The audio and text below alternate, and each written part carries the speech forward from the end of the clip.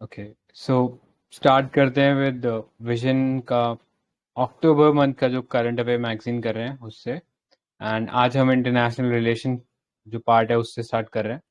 तो पहला टॉपिक देखिए इसके अंदर, that is Indus water treaty. ठीक है, तो इंडस वाटर ट्रीटी हम लोग जानते हैं इंडिया और पाकिस्तान के बीच में एक ट्रीटी है on water sharing agreement on the river Indus. ठीक है, तो इन दोनों कंट्रीज के बीच में आई थिंक एक सबसे सक्सेसफुल अगर कोई कोऑपरेशन या कोई ट्रीटी है तो probably this is Indus water treaty. तो कोई बता सकते हैं किसने ब्रोकर करवाया था इस ट्रीटी को?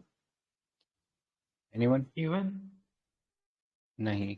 तो ये काफी इंपॉर्टेंट है बिकॉज ये इंडस वाटर ट्रीटी हर साल न्यूज में रहती है, तो यू शुड नो कि वर्ल्ड बैंक ने इस ट्रीटी को ब्रोकर करवाया था। ठीक है, इंडिया और पाकिस्तान के बीच में। और वर्ल्ड बैंक के लिए भी one of the most successful I think एक इनिशिएटिव रहा है, जो इतना एक तरीके से आर्च नेमेसिस जो कंट्री थे उनके बीच में एक सक्सेसफुल कोऑपरेशन क्रिएट किया, ये इंडस वाटर ट्रीटी बनवा के इन्होंने। ठीक है, तो अभी ये न्यूज में क्यों है? बिकॉज वर्ल्ड बैंक ने अपॉइंट किया है एक neutral expert and a chairman of court of arbitration. ठीक है, अभी के लिए बस इतना याद रख लो कि ये दो चीजें होती है। आगे हम थोड़ा थोड़ा डिटेल में जब और जाएंगे तब हम देखेंगे कि ये दोनों टर्म्स का मतलब क्या है। तो ये जो अपॉइंट किए गए हैं न्यूट्रल एक्सपर्ट और chairman of the court of arbitration, ये एक स्पेसिफिक प्रोजेक्ट्स के लिए किए गए हैं। ठीक है, तो उन प्रोजेक्ट्स का नाम है किशनगंगा और Ratle hydro electric power plant. ठीक है, तो लोकेशन पता होनी चाहिए बिकॉज ये एक बहुत ही सेंसिटिव एरिया में ये प्रोजेक्ट्स बने हुए हैं, तो हमें पहली बात तो ये पता होनी चाहिए कि इनकी लोकेशन क्या है। तो किशनगंगा जो है this is located on Jhelum river. ठीक है, यहाँ पे आप मैप में देख सकते हो, ये किशनगंगा जो डैम है ये यहाँ पे है, मैंने अंडरलाइन कर दिया है।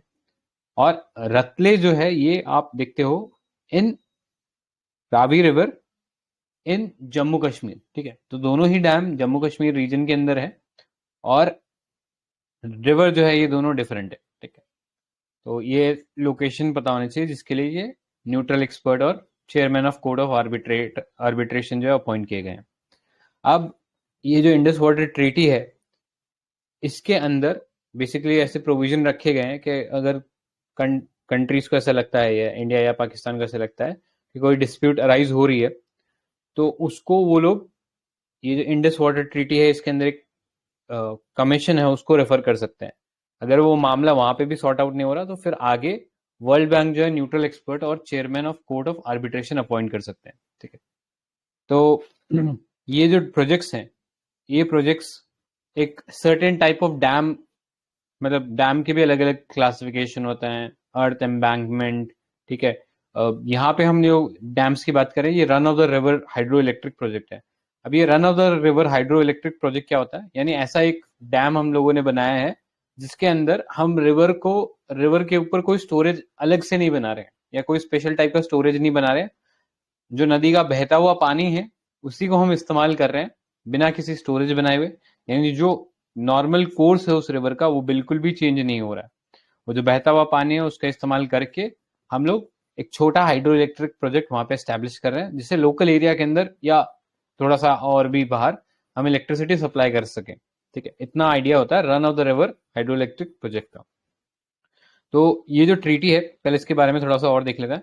ये ट्रीटी 1961 के अंदर फाइनल हुई थी। ठीक है, और ये जो ट्रीटी है इसके अंदर डीलिमिट किया गया था राइट्स एंड ऑब्लिगेशन, यानी कुछ राइट्स मिल रहे हैं और कुछ ड्यूटीज भी इंपोज हो रही है on India and Pakistan for the use of water of Indus river. ठीक है, अब इस ट्रीटी के अंदर इंडिया को 3 नदियों का जो एक्सेस है वो मिल गया था। ठीक है, सो हम इसके अंदर दो, मतलब दो क्लासिफिकेशन किए गए, ईस्टर्न रिवर्स और वेस्टर्न रिवर। ठीक है, तो इंडिया को ईस्टर्न रिवर्स अलोकेट हुए थे। तो कोई बता सकता है इंडिया को कौन कौन सी रिवर अलोकेट हुए थे इन रिवर्स के अंदर? Any idea?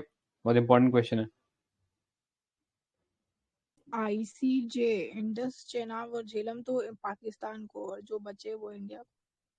करेक्ट करेक्ट, तो जो इंडस जो सिस्टम है उसके अंदर बाकी 3 जो रिवर बच गए, सतलुज, रावी और ब्यास।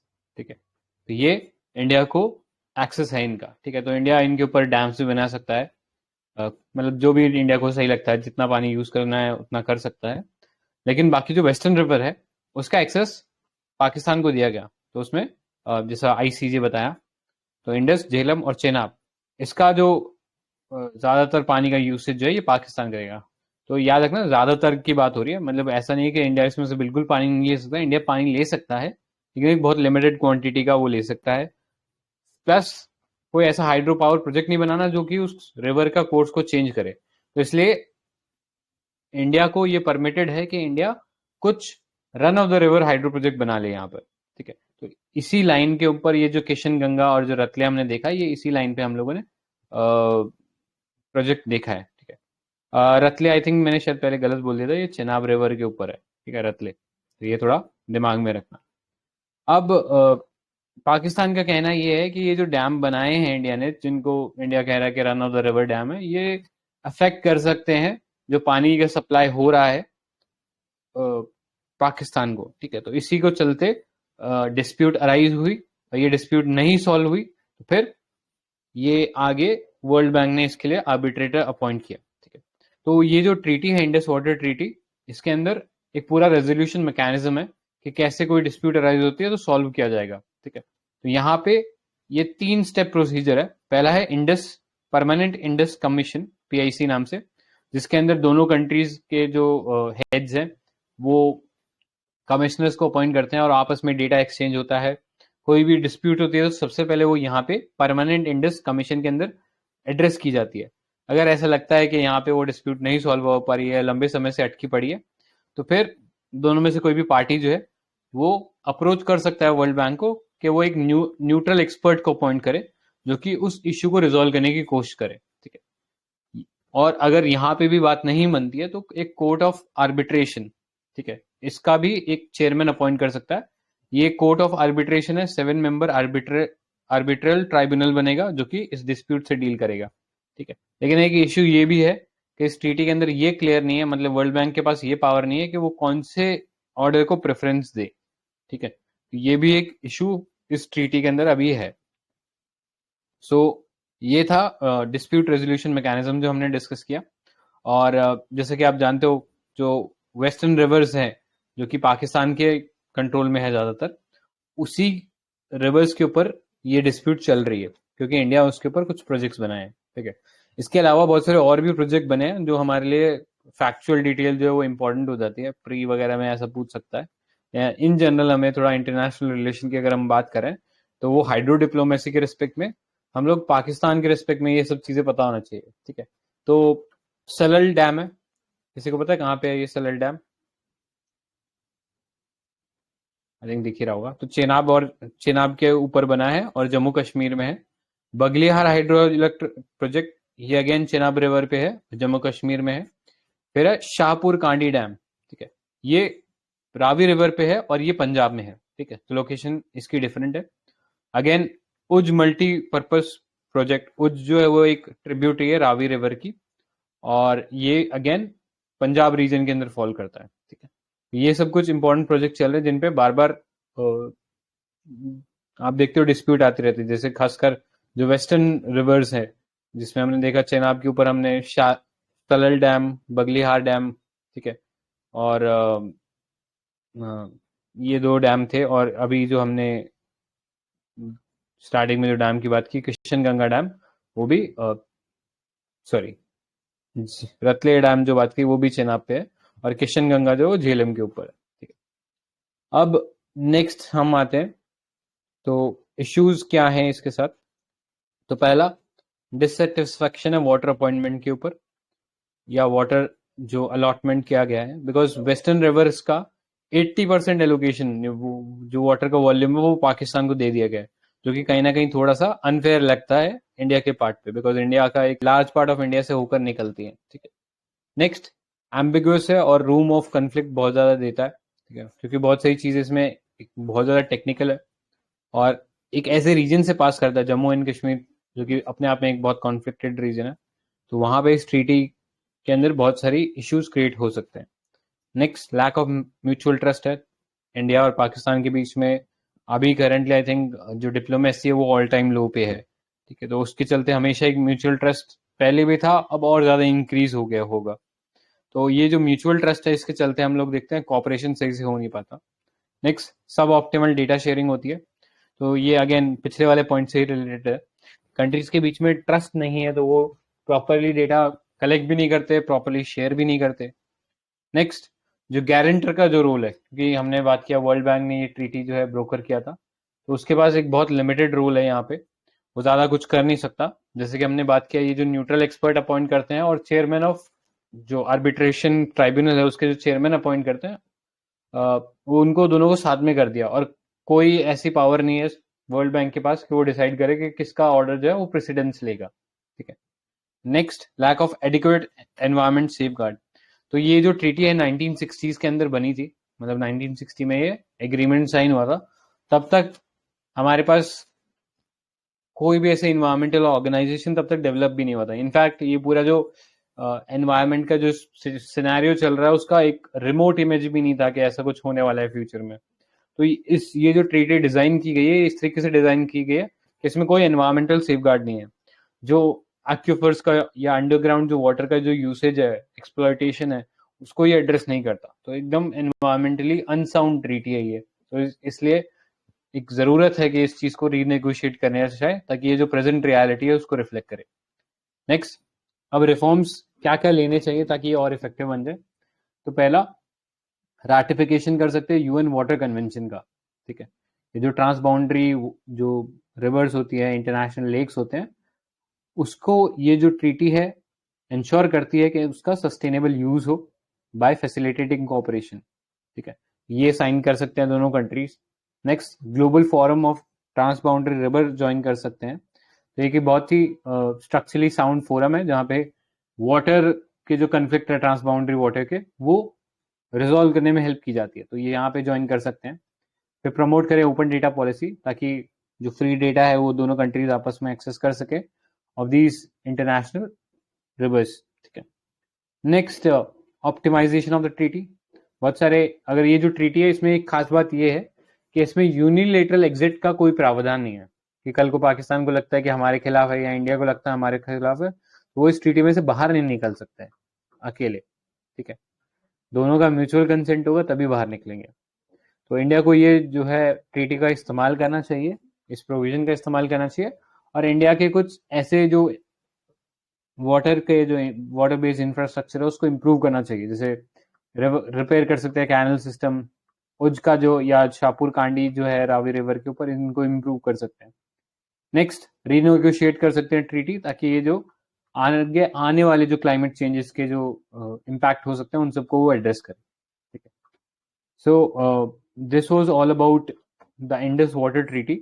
इसमें कुछ इंपॉर्टेंट रूल है वाटर शेयरिंग को लेके। तो आजकल हाइड्रो डिप्लोमेसी एक बहुत इंपॉर्टेंट, आईआर के अंदर एक बहुत इंपॉर्टेंट टूल बन गया है। जैसे अगर आपको याद हो, रिसेंटली हमने बांग्लादेश के साथ एक वाटर शेयरिंग ट्रीटमेंट किया था, वाटर शेयरिंग एग्रीमेंट किया था। किसी को याद है कौन सी रिवर पे था वो?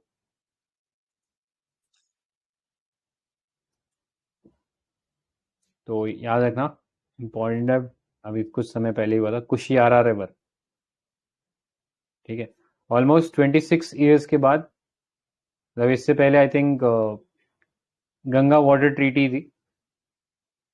ठीक है, वो 1996 में थी, और अब कुशियारा हुई है। तो इसलिए ये पूरा जो सिनेरियो है और ये जो रूल्स हम लोग पढ़ने वाले हैं इंपॉर्टेंट है। तो पहला है हार्मोन डॉक्ट्रिन। तो इसके अंदर ये बोला गया है कि हर स्टेट वाटर रिसोर्सेज को लेके अपने आप में सॉवरेन है, और वो जो भी अपने पानी के साथ करना चाहता है अपने टेरिटोरियल जूरिडिक्शन में वो कर सकता है। ठीक है, लेकिन अगेन जो लोअर रिपेरियन स्टेट है उसके इंटरेस्ट के खिलाफ जाता है ये डॉक्ट्रिन। ठीक है, तो आगे और रूल्स देख लो। एक हेल्सिंकी रूल है 1996 का, जो बात करता है reasonable and equitable utilisation of waters of international drainage basin. यानी जो आप पानी का इस्तेमाल कर रहे हो, आपको ये चीज इंश्योर करनी है कि जो लोअर रिपेरियन स्टेट है उनका राइट आप नहीं खत्म करें। ठीक है, क्योंकि पानी पे उनका भी उतना ही हक है। नेक्स्ट, बर्लिन रूल्स है, जो कि अगेन इंटरनेशनल ड्रेनेज बेसिन को लेके ही है, और ये कहता है कि हमें ऐसा कोई सिग्निफिकेंट हार्म नहीं करना जो अदर बेसिन स्टेट है या जो लोअर रिपेरियन स्टेट है, यानी जो उस नदी के बहाव में नीचे की तरफ जो क्षेत्र आते हैं, उनके जो राइट्स हैं उनको हार्म नहीं करना। ठीक है, तो ये 3 रूल्स या डॉक्ट्रिन थोड़े इंपॉर्टेंट है, ये वाले जरूर अपने को पता होना चाहिए। नेक्स्ट, प्रोविजन क्लाइमेट प्रूफिंग के क्या है, क्या कैसे हम इसको क्लाइमेट प्रूफ बना सकते हैं इस ट्रीटी को। तो पहला, not allowing river system to die by joint devising flushing mechanism. Next, agreeing on flexible water allocation strategy for high and low season. ठीक है, क्योंकि कुछ सीजन में जो फ्लो होता है वो काफी अच्छा होता है मानसून सीजन में, और विंटर के अंदर या समर के अंदर, मतलब स्टार्ट ऑफ द समर थोड़ा लीन रहता है। ठीक है, तो वहां पे हम लोग प्रॉपर एलोकेशन स्ट्रैटेजी कर लें। इंश्योर करें flood and drought management proper हो। ठीक है, चाहे अभी हमने देखा था इसी साल पाकिस्तान ने बहुत बुरी तरह सफर किया था बिकॉज ऑफ फ्लड्स, तो वो चीज भी बेटर हो सकती है अगर दोनों कंट्रीज डेटा अच्छे से शेयर करते तो। Next, setting up a list of climate induced water threats to craft shared response. ठीक है, तो इस तरीके से हम क्लाइमेट के ऊपर एक कॉपरेशन बढ़ा सकते हैं पाकिस्तान के साथ through this Indus water revamped Indus water treaty. तो दिस वाज अबाउट IWT। इसमें अभी तक जो पढ़ा उसमें किसी को कुछ ऐड करना है तो कर सकता है। तो बहुत इंपॉर्टेंट है, ये सारे प्रोजेक्ट्स के मैंने यहाँ पे लिख दिए, तो जरूर देख लेना इनको। एनीवेज आगे चलते, India Africa defence relation. Again IR के परस्पेक्टिव से बहुत इंपॉर्टेंट टॉपिक है। तो जैसा कि आप जानते हो, मेंस 2021 के अंदर, ठीक है, जो पिछला हुआ था मेंस, उसके अंदर इंडिया एशिया रिलेशंस के बारे में भी पूछा था, इंडिया अफ्रीका रिलेशंस के बारे में पूछा था। ठीक है, तो हो सकता है आने वाले मेंस में वापस पूछ ले, ये अपने को थोड़ा पता होना चाहिए। और इसमें बहुत सारे ऐसे कीवर्ड मिलेंगे जो स्पेसिफिकली डिफेंस रिलेशन के किसी भी कंट्री के साथ आप डिफेंस डायमेंशन खोलने की कोशिश करोगे, तो ये कीवर्ड्स आपके बहुत काम आएंगे। ठीक है, तो ये जो इंडिया अफ्रीका डिफेंस एक डायलॉग हुआ था अभी, जो डिफेंस एक्सपो 2022 जो कि गांधीनगर गुजरात में हुआ था, इसका भी लोकेशन याद कर लेना। ठीक है, जो भी स्टेट PCS एग्जाम दे रहे हैं या CGL वगैरह दे रहे हैं उनके लिए डायरेक्ट काम में आएगा इस टाइप की फैक्चुअल इन्फॉर्मेशन। तो इसके जो डिफेंस एक्सपो है, इसके साइडलाइंस पे ये इंडियन अफ्रीका डिफेंस डायलॉग हुआ था, और इस डायलॉग के बाद एक डिक्लेरेशन अडॉप्ट किया गया था कॉल्ड गांधीनगर डिक्लेरेशन, जिसके आउटकम क्या थे। तो पहला, एनहेंस करना है cooperation in the field of training in all areas of mutual interest by empowerment, capacity building of African Defense Forces, participation in exercise and humanitarian assistance, ठीक है, ड्यूरिंग नेचुरल डिजास्टर। ये सब चीजें हम थोड़ा सा और आगे डिटेल में पढ़ेंगे। Next India offered fellowship expert from African countries through Manohar Parrikar institute for defence relation है।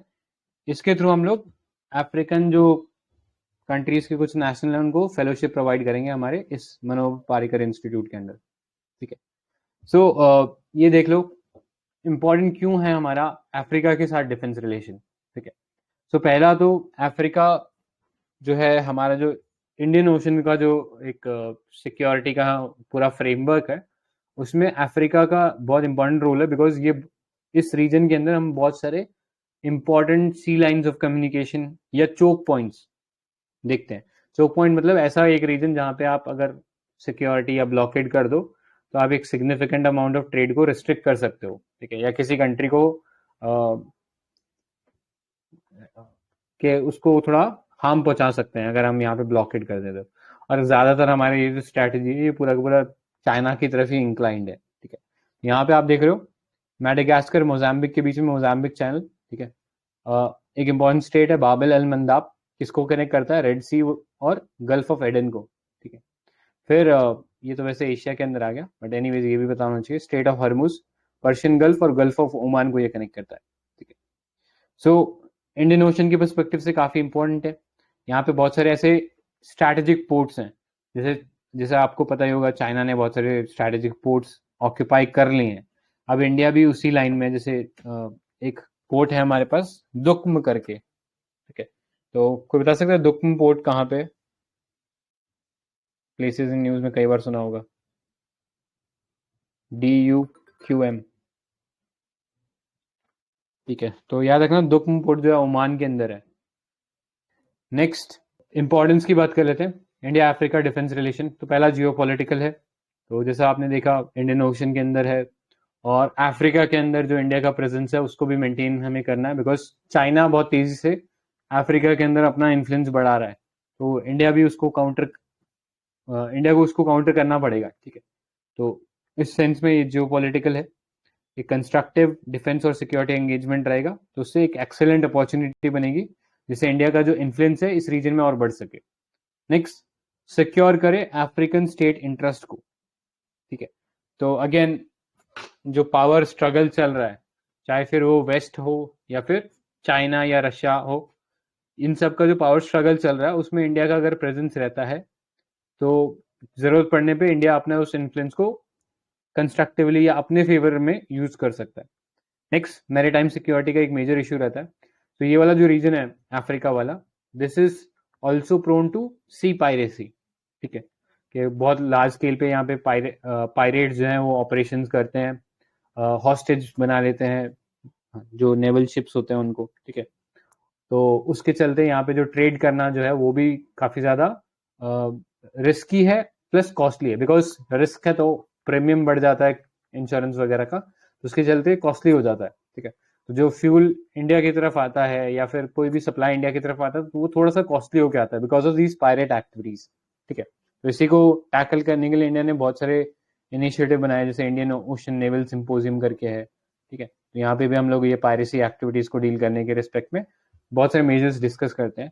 एनीवेज, और भी बहुत सारे मैरीटाइम सिक्योरिटी के इशू है, जैसे मैरीटाइम टेररिज्म हो गया, जैसे 26/11 का हमला था तो वो सी के थ्रू हुआ था, वैसे ही और भी कंट्रीज के अंदर ये मैरीटाइम टेररिज्म हो सकता है। Illegal unreported and unregulated IUU fishing, ये बहुत इंपॉर्टेंट कीवर्ड है, इसको जरूर दिमाग में रखना, बिकॉज WTO के अंदर अभी इसी के बारे में बात हुआ था, ठीक है। इसके अलावा ड्रग ट्रैफिकिंग और ह्यूमन ट्रैफिकिंग, ये कुछ इश्यूज है जो एड्रेस करने हैं।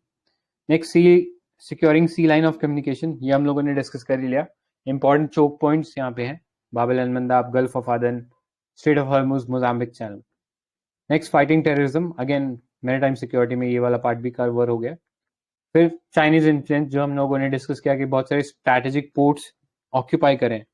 तो एक स्ट्रैटेजी हम लोग जानते हैं कि चाइना जो है वो स्ट्रिंग ऑफ पर्ल्स करके एक स्ट्रैटेजी बना रहा है, जिसके अराउंड वो इंडिया के अराउंड मिलिट्री पोर्ट्स या स्ट्रैटेजिक बेसिस जो है उसको ऑक्यूपाई कर रहा है, ठीक है।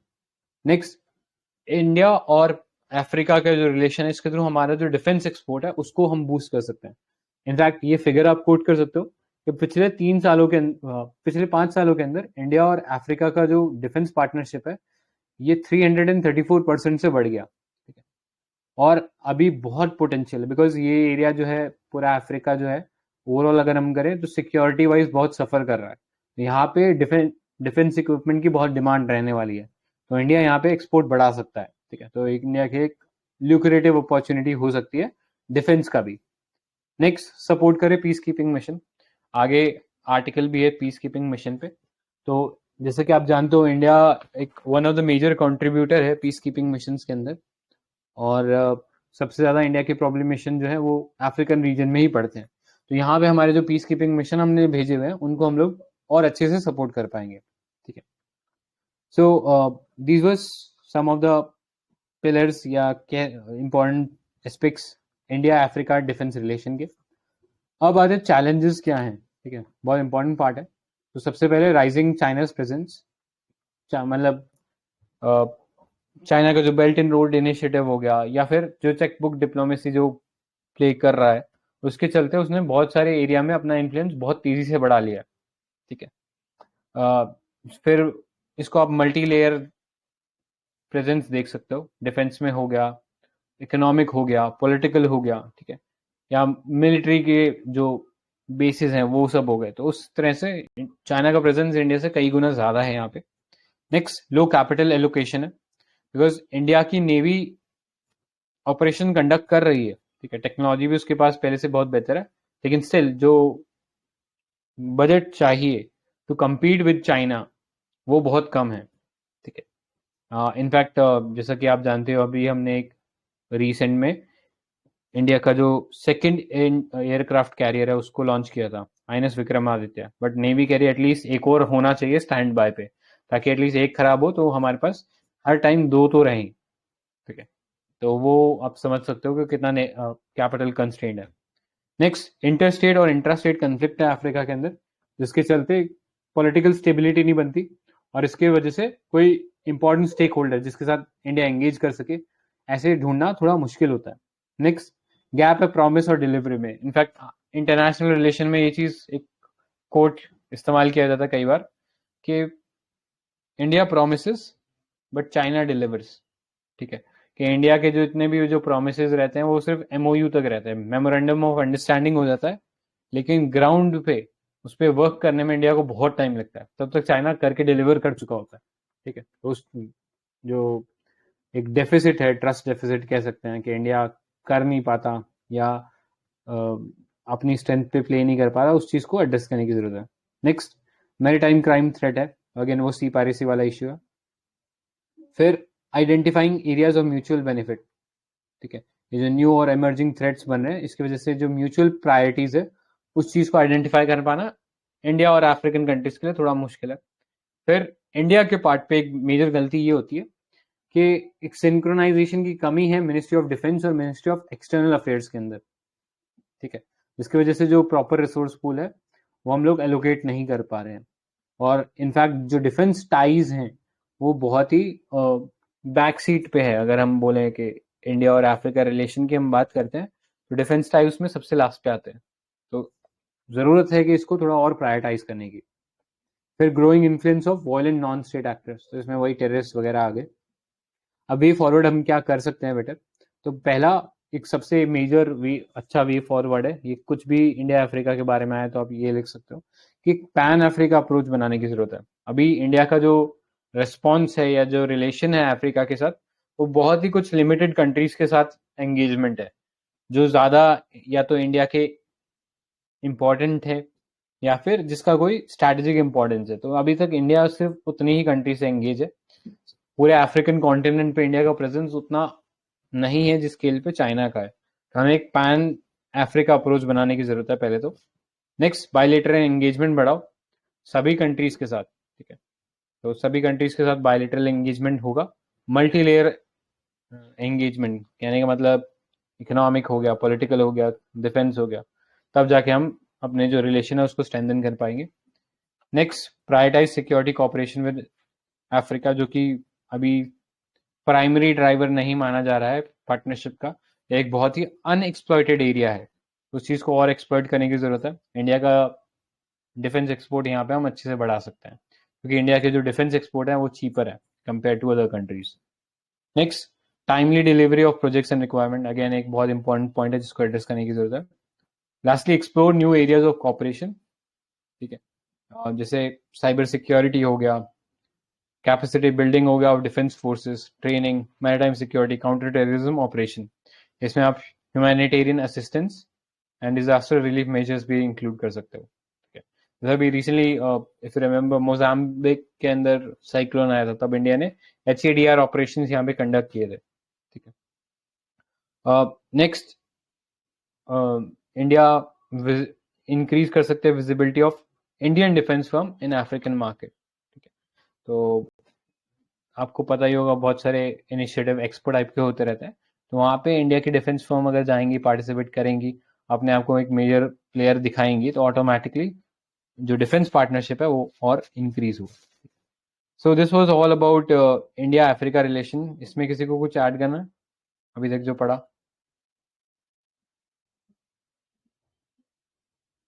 ठीक है, आगे चलते हैं।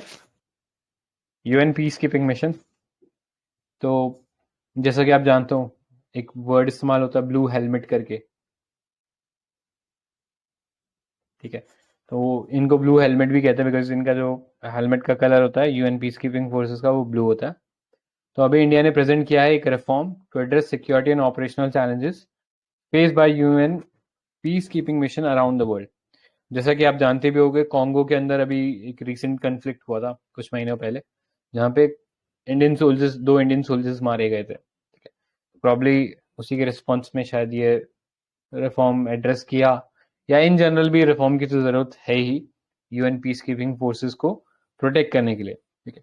तो ये जो यूएन पीस कीपिंग फोर्सेस है, ये 3 बेसिक प्रिंसिपल पे वर्क करता है। पहला है कंसेंट, कि कभी भी जो पीस कीपिंग मिशन डिप्लॉय किया जाता है किसी भी कंट्री में, वहाँ के जो पॉलिटिकल स्टेक होल्डर है पहले उनसे पूछा जाएगा, उनका कंसेंट लिया जाएगा, फिर भेजा जाएगा।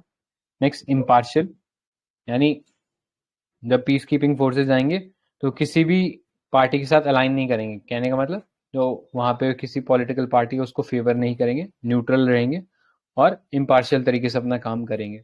Next, no use of force, कि सामने से फोर्स का इस्तेमाल नहीं करना। ऑल्दो सेल्फ डिफेंस में फोर्स का इस्तेमाल कर सकते हैं, बट खुद चला के किसी को गोली मारनी है, ऐसा कुछ काम नहीं करना है, ठीक। अब इंडिया का जो ये जो यूएन पीस कीपिंग मिशन है, ये चालू हुआ था 1948 में, जब इन्होंने वेस्ट एशिया के अंदर अपना पहला डिप्लॉयमेंट किया था for ensuring an armistice agreement between Israel and Arab neighbours, ठीक है। तब पहला यूएन का पीस कीपिंग जो मिशन है डिप्लॉय किया गया था, और तब से इनका एम यही रहा है कि सस्टेनेबल सिक्योरिटी और पीस इंश्योर किया जाए कन्फ्लिक्टेड एरियाज के अंदर। तो मैंडेट इसका यही है, मेंटेन करो पीस और सिक्योरिटी, फैसिलिटेट करो पॉलिटिकल प्रोसेसेस को, कि जहाँ पे भी थोड़ा पॉलिटिकल इंस्टेबिलिटी है या पॉलिटिकल क्योस है या सिविल वॉर टाइप का कोई सिचुएशन है, तो वहाँ पे हम धीरे धीरे एक पॉलिटिकल प्रोसेस इनिशिएट करें, ताकि एक कॉन्स्टिट्यूशनल या एक लेजिटिमेट गवर्नमेंट वहाँ पे बने।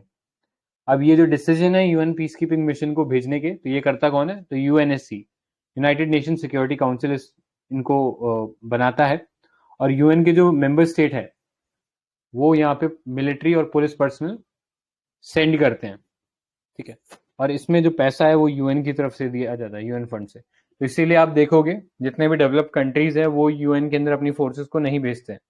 इसमें ज्यादातर ऐसी कंट्रीज अपनी फोर्सेस को भेजते हैं जिनको फॉरेन एक्सचेंज की जरूरत है। तो अगर आप लिस्टिंग देखोगे तो इंडिया भी उसमें टॉप 10 के अंदर आता है, बट नंबर 1 पे आप बहुत छोटी छोटी कंट्रीज देखोगे, जैसे बांग्लादेश, नाइजीरिया, रवांडा।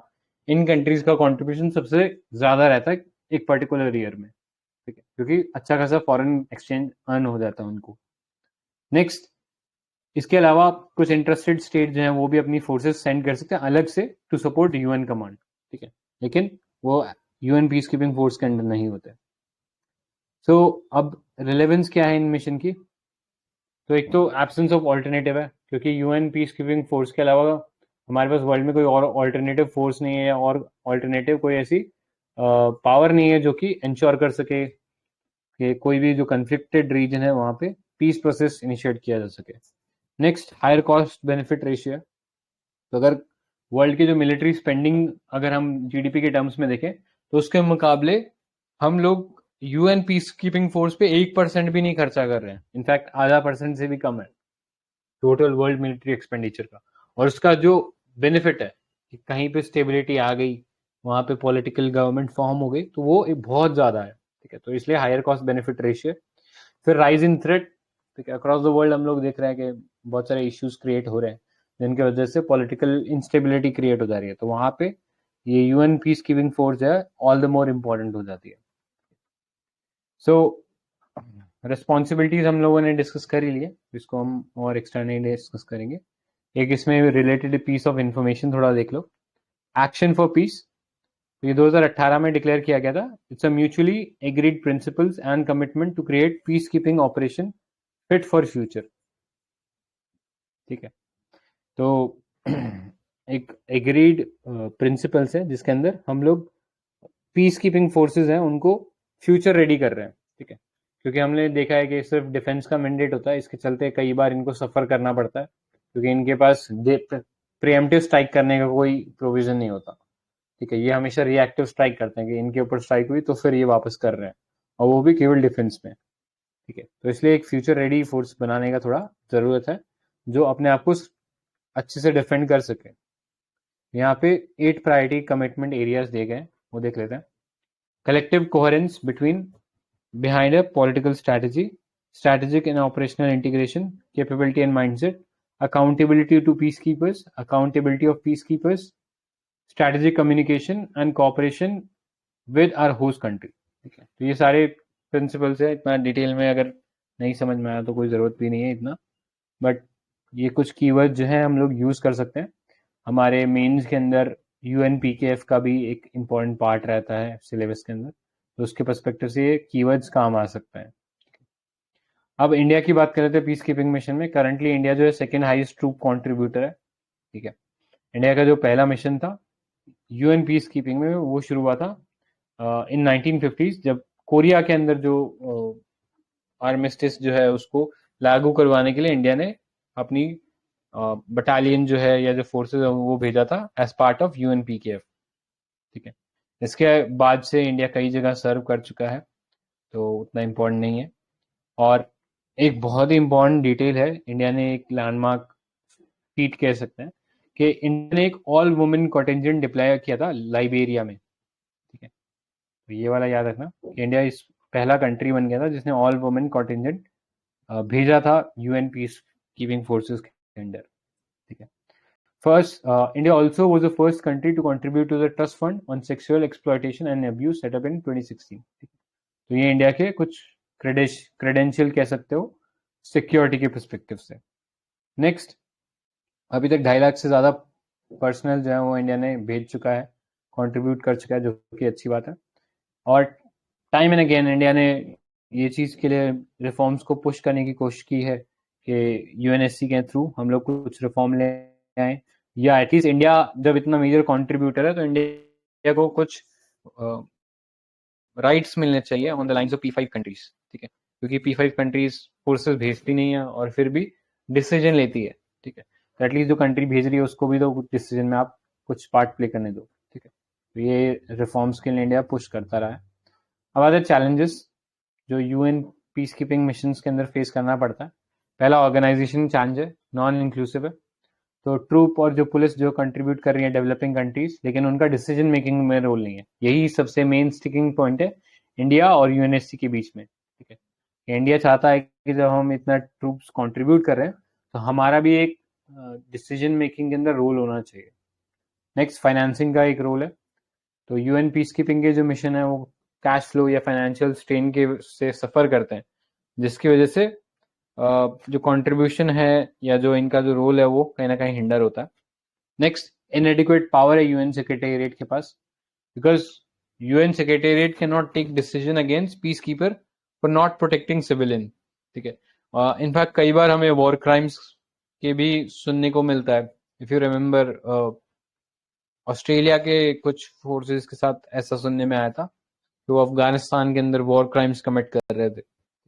तो ऐसा कोई पावर नहीं है, यूनिटिव पावर नहीं है कि वो एक्शन ले सके अगेंस्ट लॉ ब्रेकर्स, या जो पीस कीपिंग फोर्सेस अगर कोई एट्रोसिटी या एक्सट्रीम्स कमिट कर देती है तो उसके खिलाफ कोई पावर नहीं है। ठीक है, तो ये एक मेजर इशू है। प्लस जो मिलिट्री फोर्सेस भेजी जाती है they are not accountable to UN, but they are accountable to the respective government जिसने उन्हें भेजा है। नेक्स्ट, रिडंडेंट मिशन है। तो बहुत सारा यूएन के जो डिप्लीटिंग रिसोर्सेज हैं और जो मिशंस भेजे गए हैं वो ज़्यादा इफेक्टिव नहीं हो पा रहे। जैसे कि अगर हम एक एग्जांपल है, UN military observer group India Pakistan. ठीक है, 1949 में बना था ये ग्रुप, लेकिन अभी तक कोई सिग्निफिकेंट ना तो इसने ब्रेक थ्रू दिया है और ना इसकी कोई यूटिलिटी लग रही है। ठीक है, लेकिन लोग आए जा रहे हैं, पैसा वेस्ट हुए जा रहा है, जबकि ग्राउंड पे कोई डेवलपमेंट नहीं हो रहा है। नेक्स्ट, ऑपरेशनल चैलेंजेस में आते हैं।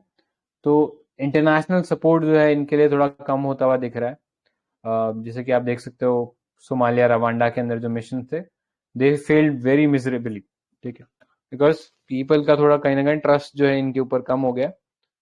राइज ऑफ रीजनल ऑर्गेनाइजेशन, हम लोग देख रहे हैं कि यूएन के अलावा रीजनल ऑर्गेनाइजेशन इमर्ज कर रही है और लोकल लेवल पे उसको सॉल्व करने की कोशिश की जा रही है। जैसे अगर हम बात करें अजरबैजान और अर्मेनिया का जो कॉन्फ्लिक्ट था उसमें पीस कीपिंग फोर्सेस नहीं डिप्लॉय किए गए थे, रीजनल लेवल पे ही ऑर्गेनाइजेशन ने उसको सॉल्व आउट करने की कोशिश की थी। ठीक है, नेक्स्ट सेफ्टी इशू है, organise crime, breakdown of law and order situation देखने को मिलता है।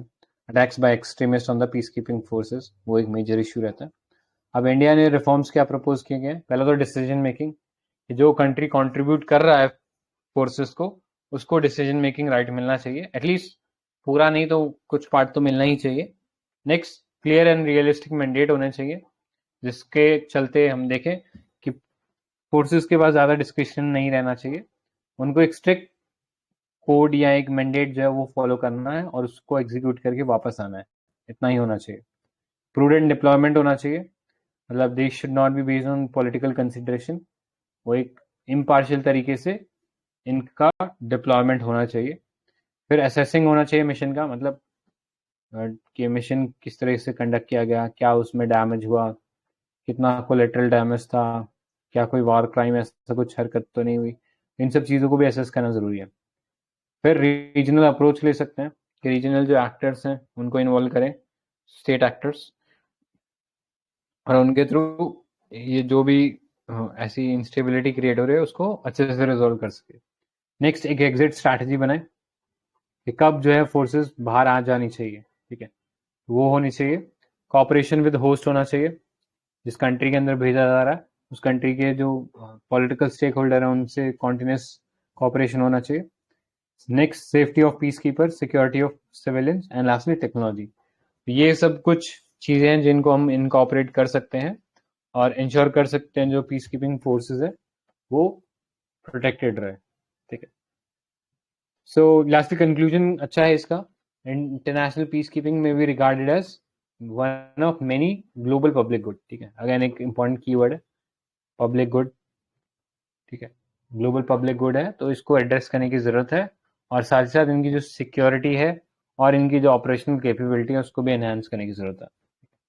तो दिस वाज ऑल अबाउट यूएनपीकेएफ। अभी तक जो पढ़ा उसमें किसी को कुछ ऐड करना है? सर वो आपने जो कहा कि फॉरेन एक्सचेंज जिनको चाहिए होता है वो ज़्यादा डिप्लॉय करते हैं, मतलब वो स्टेटमेंट का क्या मतलब है? जैसे हमने यहाँ पे ये टर्म पढ़ा ना कि जब कोई फोर्सेस यहाँ पे अपनी पर्सनल्स भेजता है तो उनको कुछ पैसा मिलता है यूएन फंड की तरफ से, ठीक है। जैसे मैं इंडिया हूँ और मैंने अपनी एक लेट्स से बटालियन भेजी, तो उस बटालियन भेजने के मुझे पैसे मिल रहे हैं यूएन की तरफ से, ठीक है। तो उन कंट्रीज के लिए एक फॉरेन एक्सचेंज का माध्यम होता है, इसीलिए रवांडा, बांग्लादेश, नेपाल, देखोगे कई बार इंडिया से ज्यादा इनका कंट्रीब्यूशन होता है। तो ऐसा क्या मिल रहा है इतनी छोटी छोटी कंट्रीज को कि ये यूएन के अंदर फोर्सेस भेज रहे हैं, ठीक है, क्योंकि इनके खुद के पास इतना पैसा नहीं है, तो ये फोर्सेस भेज रहे हैं, तो इसका रीजन यही है कि इनसे फंडिंग मिलती है यूएन की तरफ से उन फोर्सेस को भेजने पे, एक फॉरेन एक्सचेंज है।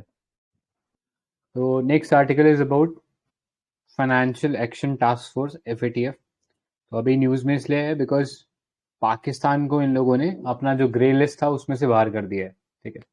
तो थोड़ा सा जान लेते हैं कि ये ग्रे लिस्ट में डाला कितनी बार गया है पाकिस्तान को। तो this was the third time that Pakistan was added into this list, ठीक है। 2018 से था और अभी अक्टूबर 2022 तक इस लिस्ट के अंदर ये रहा, ठीक है। और इस दौरान मतलब ये जो टाइम पीरियड ये रहा ग्रे लिस्ट के अंदर, तो इसके दौरान इसने कुछ स्टेप्स करे या कुछ मेजर्स लिए जो एफएटीएफ की तरफ से बोला गया था, which included taking action against some well known terrorist including those of Mumbai terror attacks. जो 26/11 का टेरर अटैक था उसमें रिलेटेड कुछ आतंकवादी थे, ठीक है, नाम पता ही होगा, हाफिज सईद वगैरह, इनके ऊपर कुछ एक्शन लिया है। अब वो कितना क्रेडिबल है नहीं है उसकी कोई गारंटी नहीं है, बट अभी के लिए ये कह सकते हैं कि कुछ एक्शन इसने लिए हैं। और ये पूरा जो चीज हुआ है इसके अंदर इंडिया ने सक्सेसफुली हाईलाइट किया है पाकिस्तान के रोल को, और एक ग्लोबल प्रेशर क्रिएट किया है पाकिस्तान के ऊपर to continue to take credible, verifiable, irreversible and sustained action against terrorism, ठीक है।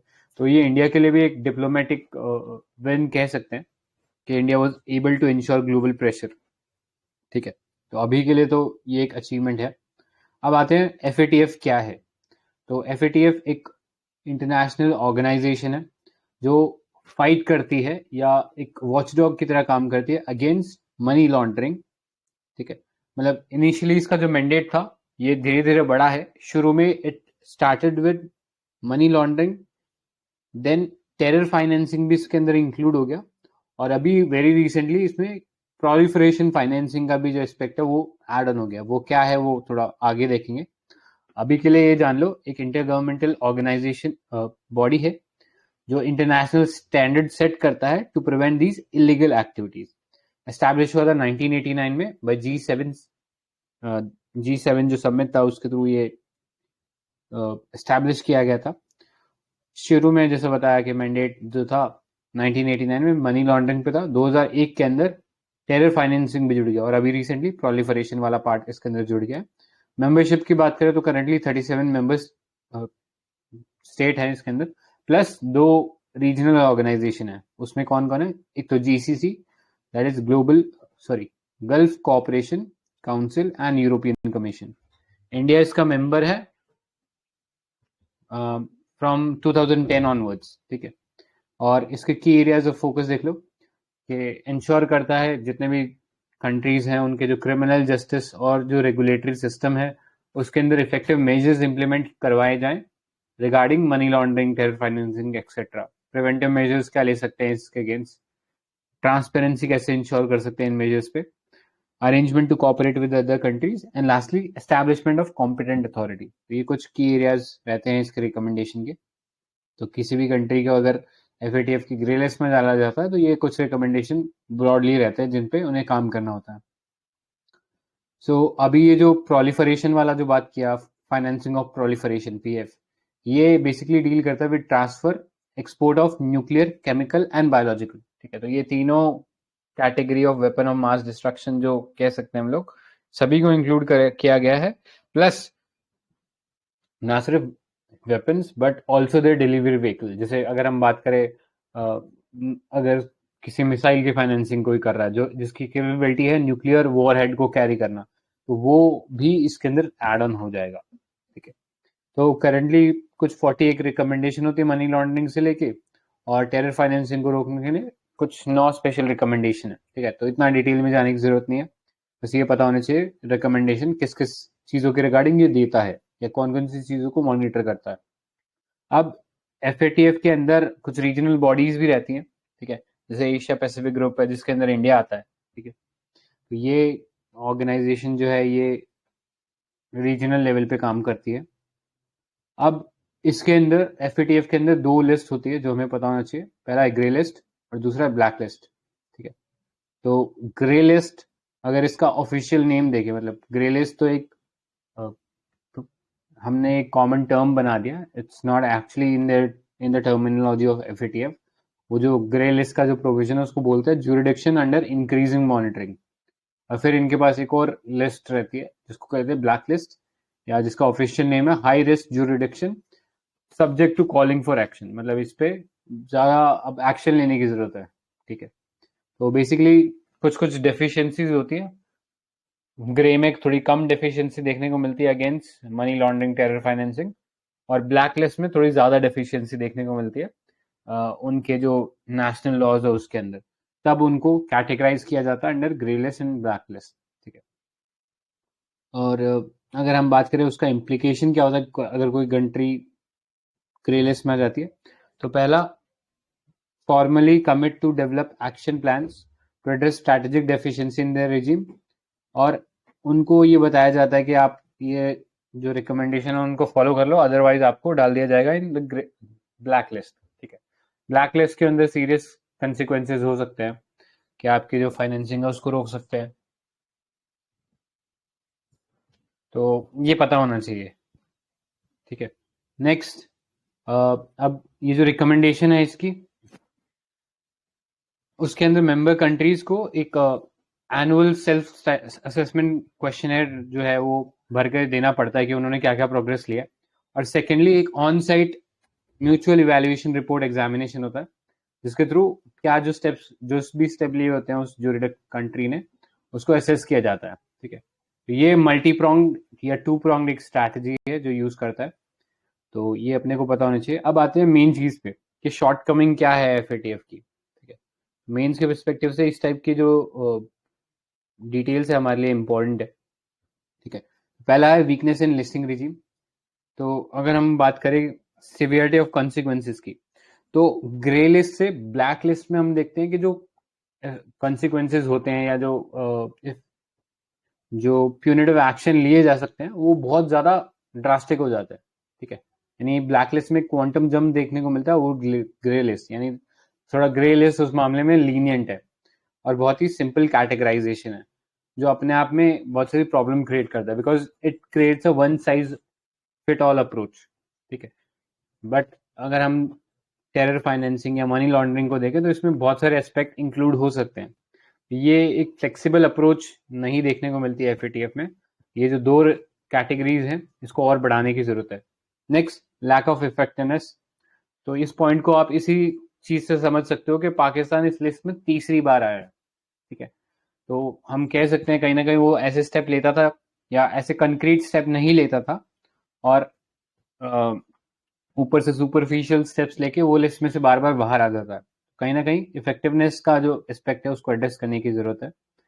Next, it is often seen as instrument of power politics. जैसे पाकिस्तान में ये क्लेम किया जाता है कि इंडिया के कहने पे हमें इस लिस्ट में डाला गया है। ठीक है, तो वो कंट्रीज कई बार बोलती हैं कि पावर पॉलिटिक्स का पार्ट है। फर्दर, क्योंकि इसमें जो सारी डिसीजन मेकिंग है वो कंसेंसस बेसिस पे होती है। ठीक है, और कोई फॉर्मल रूल एग्जिस्ट नहीं करता कि कब एक कंट्री ऑब्जेक्ट कर सकती है, कैसे उसको ऑब्जेक्ट कर सकते हैं। तो कहने का मतलब यही है कि अभी पाकिस्तान अगर इस लिस्ट में, ब्लैक लिस्ट में नहीं आया है, तो कहीं ना कहीं उसके पीछे चाइना का हाथ है। ठीक है, या इस एफएटीएफ बॉडी में इनहेरेंट डिफिशियंसी है, क्योंकि सारे जो डिसीजन है वो कंसेंसस से होंगे, तो चाइना कभी ब्लैक लिस्ट में आने ही नहीं देगा। ठीक है, ये सब कुछ चीजें हैं जिसको एड्रेस करने की जरूरत है। इसके अलावा कुछ और स्टेप्स में भी डेफिशिएंसी देखने को मिलती है कि जो ग्रुप के जो मेथड्स है काफ़ी इनफॉर्मल है जब प्रेसिडेंट के सिलेक्शन की बात आती है। फिर व्हाट कंस्टिट्यूट टेररिज्म और टेररिस्ट फाइनेंसिंग, इसके ऊपर कोई इंटरनेशनल एग्रीमेंट नहीं है, जिसके चलते इफेक्टिवली टेररिस्ट एक्टिविटी या टेरर फाइनेंसिंग को कर्ब कर पाना थोड़ा मुश्किल हो जाता है। फिर एनहेंस करने की जरूरत है mutual legal assistance information sharing among different countries. असली इम्प्लीमेंटेशन इश्यूज कई बार ऐसे हो जाते हैं जिसके चलते कंट्री या जो प्राइवेट सेक्टर की कंपनीज है उनको सफर करना पड़ता है। ठीक है, ये कुछ इश्यूज हैं एफएटीएफ को लेके। अब रोड अहेड क्या है? पहला, ग्रे लिस्ट के अंदर हम मल्टीपल कैटेगरीज बना सकते हैं, या एक ग्रेडेड रिस्पॉन्स ले सकते हैं। ठीक है, जो कि फ्लेक्सिबल है, ताकि हम लोग कंट्रीज को बेटर क्लासिफाई कर पाए, उन पे बेटर एक्शन ले पाए। ठीक है, साथ ही साथ ये जो रिस्पॉन्स हम लोगों ने लिया है इसके अंदर डिफरेंट स्टेक होल्डर को इन्वॉल्व कर सकते हैं, जैसे rating agency, banks, IMF, world bank, ताकि इफेक्टिव प्यूनिटिव एक्शन लिए जा सके ऐसी कंट्रीज पे जो बात नहीं मान रहे हैं। नेक्स्ट, एफएटीएफ को थोड़ा और रिप्रेजेंटेटिव बना सकते हैं कि इसका जो भी अपॉइंटमेंट होता है वो कुछ ट्रांसपेरेंट या एक कॉम्पिटेटिव सिस्टम से हो। नेक्स्ट, इंक्लूजन करने की जरूरत है नए risk, specially the virtual asset, bitcoins और ये सब बहुत तेजी से हम लोग देख रहे हैं कि ऐसी नई टेक्नोलॉजी का इस्तेमाल कर रहे हैं टेरर फाइनेंसिंग के लिए। ठीक है, या मनी लॉन्ड्रिंग के लिए, तो ये हमें पता होना चाहिए। एक वर्ड हम लोग यूज करते हैं ये डिजिटल मन, मतलब डिजिटल ट्रांजैक्शन को लेके मनी लॉन्ड्रिंग के अंदर, स्मर्फिंग। किसी को पता है क्या स्मर्फिंग क्या होता है? इंटेलिजेंस सिक्योरिटी में तो पढ़ाई होगा। एनीवन? ठीक है, तो स्मर्फिंग याद रखना। स्मर्फिंग का मतलब हम जो ट्रांजैक्शन है उसको छोटे छोटे पार्ट्स में, कंपोनेंट्स में ब्रेक कर देते हैं, और उसके फिर ट्रांसफर करते हैं, ताकि वो आसानी से पकड़ में ना आए। जब बड़ी ट्रांजैक्शन होती है तो उसको इजीली ट्रैक किया जा सकता है, लेकिन अब आप उस ट्रांजैक्शन को छोटे छोटे पार्ट्स में बांट रहे हो और फिर आगे भेज रहे हो, तो उसको ट्रैक कर पाना बहुत मुश्किल होता है।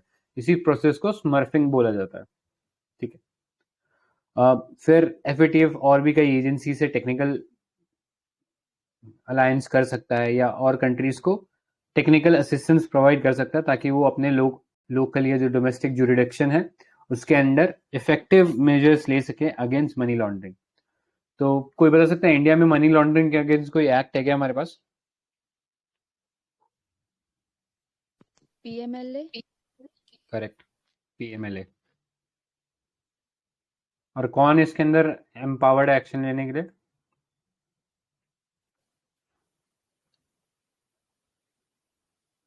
ईडी।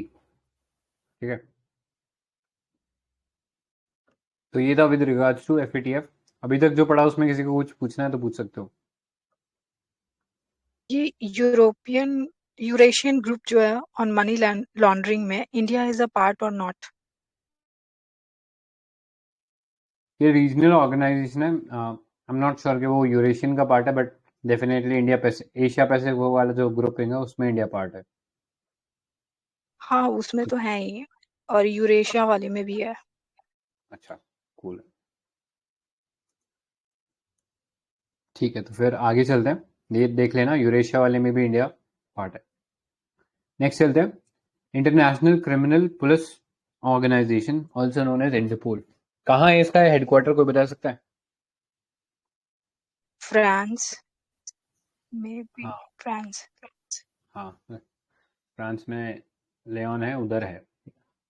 तो इंटरपोल ने अभी रिसेंटली एक first ever police metaverse law enforcement agency के लिए डिजाइन किया। ठीक है, जब इसका 90 जनरल असेंबली न्यू दिल्ली में हुआ तब। अब ये होता क्या है मेटावर्स? ठीक है, तो थोड़ा साइंस एंड टेक से रिलेटेड है। तो मेटावर्स बेसिकली एक real time 3D virtual space कह सकते हैं, जहाँ पे यूजर्स वर्चुअली मीट कर सकते हैं, सोशलाइज कर सकते हैं, चीजें खरीद सकते हैं, सर्विसेज ले सकते हैं without being actually present in a physical, in the same physical space.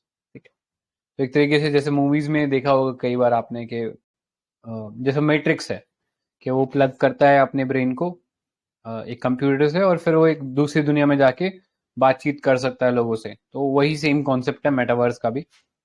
तो ये अभी इंटरपोल ने लॉन्च किया है। तो इसके अंदर जो मेंबर कंट्रीज के जो भी पुलिस फोर्सेस हैं वो यहाँ पे आके एक्सेस कर सकते हैं। जो इनका जनरल सेक्रेटरीट हेडक्वार्टर है फ्रांस लियोन के अंदर, उसको सॉरी। तो यहाँ पे मेटावर्स की जो फैसिलिटी है, ये इंटरपोल का एक सिक्योर क्लाउड है जो प्रोवाइड कर रहा है और इंश्योर करेगा कि ये जो पूरा प्रोसेस है ये न्यूट्रल रहे। तो इसमें ट्रेनिंग वगैरह सब चीज़ें की जा सकती हैं। अब इंटरपोल बेसिकली काम क्या करता है? तो काउंटर टेररिज्म के जो काम है उसको देखता है, ऑर्गेनाइज क्राइम या इमर्जिंग क्राइम है उसके खिलाफ काम करता है, और साइबर क्राइम जो है उसके खिलाफ भी काम करता है।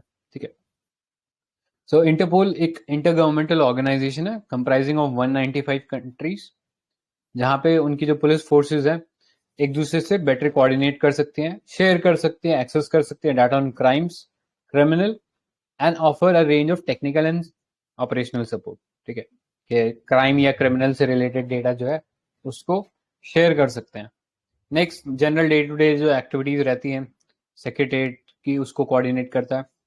और इसको रन कौन करता है? एक सेक्रेटरी जनरल करता है जो फ्रांस के अंदर ही लोकेटेड है। ठीक है, प्लस इनके अगर हम बात करें इंडिया में जो एजेंसी जो इनसे कांटेक्ट करती है वो सीबीआई है। सीबीआई के अंडर भी एक ये नेशनल सेंट्रल ब्यूरो है जो सीबीआई के अंडर ही वर्क करता है या विद इन वर्क करता है। तो ये बेसिकली कम्युनिकेट करता है या कॉरेस्पॉन्डेंस करता है विद इंटरपोल। ठीक है, तो इसके बारे में पता होना चाहिए। National central bureau NCB CBI के अंडर है ये।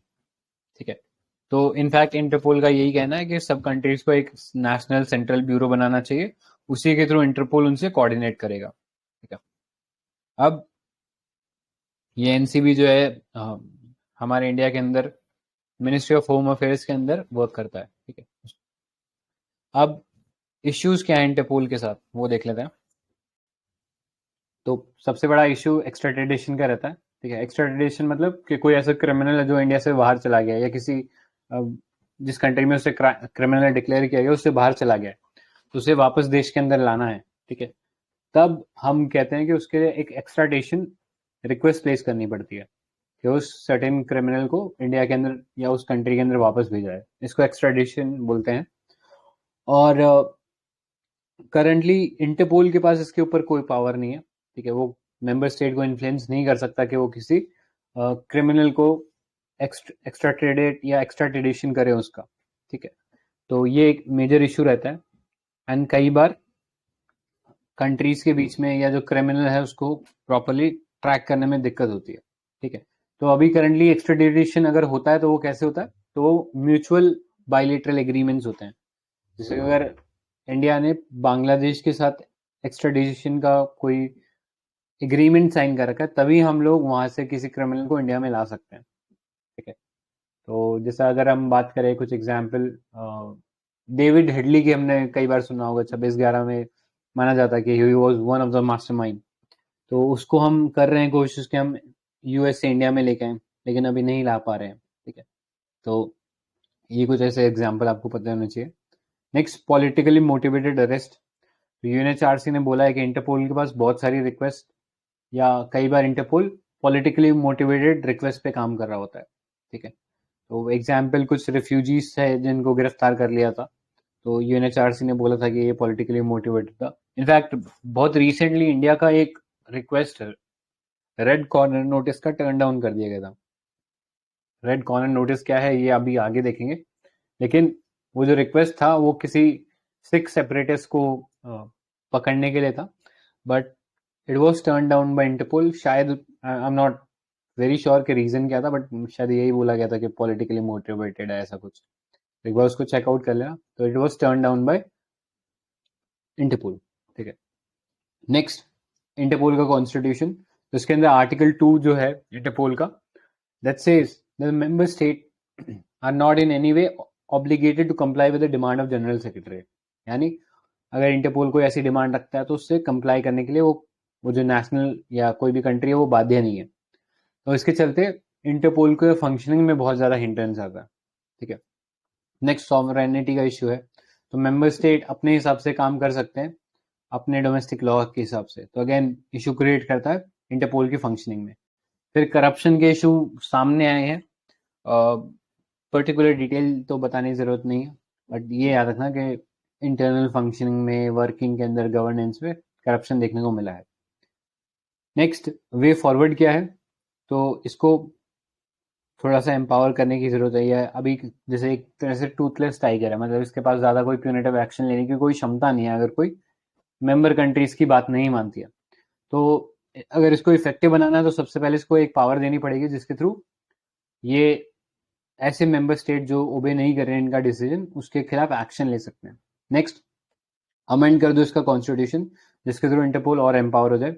पुलिस रिफॉर्म कर सकते हो कि पुलिस को हम लोग सेंसिटाइज करें ऑन व्हाइट कॉलर क्राइम्स। ठीक है। मनी लॉन्ड्रिंग के जो एस्पेक्ट हो गए इन सब के ऊपर। ठीक है। तो ये कुछ चीजें हम लोग कर सकते हैं ताकि हम एम्पावर कर सके इंटरपोल को। अब इंटरपोल के प्रिंसिपल्स क्या है। तो respect for national sovereignty, neutrality, constant and active cooperation, and lastly respect for human right. इसके प्रिंसिपल है।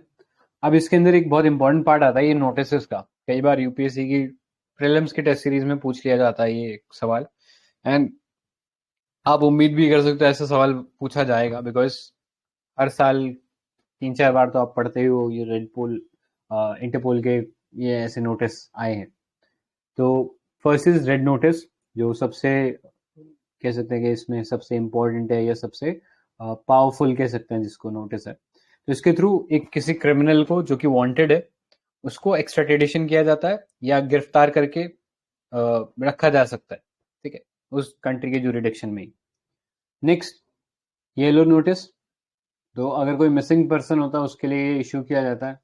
कई बार माइनर्स वगैरह इन सब के लिए इशू कर दिया जाता है येलो नोटिस। ठीक है। जब कोई आदमी गुम गया है। Blue notice. Blue notice is regarding asking for information about a person's identity, location और activity in relation to a crime. ठीक है। तो आप अरेस्ट नहीं करो, सिर्फ एक पर्सन की लोकेशन, आइडेंटिटी, कहाँ वो रह रहा है, क्या कर रहा है, वो सब डिटेल आप जान सकते हैं उसके थ्रू। Black notice, to seek information on unidentified bodies. ठीक है। उसके लिए है। ग्रीन नोटिस, अगर ऐसा कोई इंसान है जिससे ऐसा लगता है कि कोई ऑफेंस करके भागा है और उम्मीद है कि वो आगे भी ऑफेंस उस कंट्री में कर सकता है दूसरी कंट्री में, तो उसके लिए ग्रीन नोटिस दिया जाता है ताकि वहाँ की जो इंटेलिजेंस एजेंसी है उनको एक तरीके से वार्न किया जा सके कि इस सर्टेन पर्सन का आप ध्यान रखिए। Orange notice is to warn in event, person और ऑब्जेक्ट जिसकी वजह से कोई सीरियस थ्रेट हो सकता है पब्लिक सेफ्टी को। Next, Interpol UN Security Council special notice. तो ये यूएन की जो बॉडीज हैं जैसे यूएनएससी हो गया, तो ऐसे जो इंडिविजुअल जिनको इन्होंने बैन कर रखा है यूएन वगैरह ने या उनके ऊपर सैंक्शन है, उनको उनके अगेंस्ट ये नोटिस जारी होता है। फिर पर्पल नोटिस है। पर्पल नोटिस का ऑब्जेक्टिव ये होता है कि किसी भी क्राइम से रिलेटेड जो मोडस ऑपरेंडी है, मोडस ऑपरेंडी मतलब कि उस क्राइम को करने का जो तरीका है या ऑब्जेक्ट्स है, डिवाइसेस हैं, उन सब के बारे में डिटेल्स दी जाए। ठीक है, so this is about the types of different notices of Interpol. अभी तक जो पढ़ा उसमें किसी को ऐड करना है? इंटरपोल जो है ना 2023 में अपने 100 इयर्स पूरे करने वाला है। कूल है, तो ये वाला डिटेल थोड़ा देख लेना। ऐसे सेंटेनरी एनिवर्सरी जब होती है तो सवाल पूछ लिया जाता है। ठीक है, हाँ, क्योंकि इसका establishment year 7th of September 1923, तो 2023 तो that's going to be 100 years, right? Correct. In fact modern history पढ़ा होगा तो कई बार आपने सुना होगा कि जो इंडियन फ्रीडम फाइटर थे जो अब्रॉड में काम कर रहे थे, उनको भी इंटरपोल के नोटिस के थ्रू पकड़ा गया था। ठीक है, एनीवेज आगे चलते हैं। न्यूज इन शॉर्ट देखो, नॉर्थ स्ट्रीम के बारे में तो कई बार हम लोगों ने डिस्कस करेगा, तो फटाफट से इसको डिस्कस कर लेते हैं। तो यूएनईपी ने अभी रिसेंट जो नॉर्थ स्ट्रीम के अंदर जो ब्लास्ट हुआ था और उसके थ्रू मीथेन गैस का जो लीकेज हुआ था, उसको बोला है कि this was the single biggest release of methane. ठीक है, अब यूएनईपी का कंसर्न क्या है यहाँ पे? तो यूएनईपी का ये कहना है कि जो मीथेन है that is a global warming gas and it is 80 times more harmful than carbon dioxide. Harmful in the sense कि ग्लोबल वार्मिंग पोटेंशियल बहुत ज्यादा है। ठीक है, ग्लोबल वार्मिंग पोटेंशियल क्या होता है तो बता सकता है? तो ग्लोबल वार्मिंग पोटेंशियल एक कैपेसिटी है गैस की कि कितना वो ग्रीन हाउस इफेक्ट क्रिएट कर सकता है in comparison to carbon dioxide.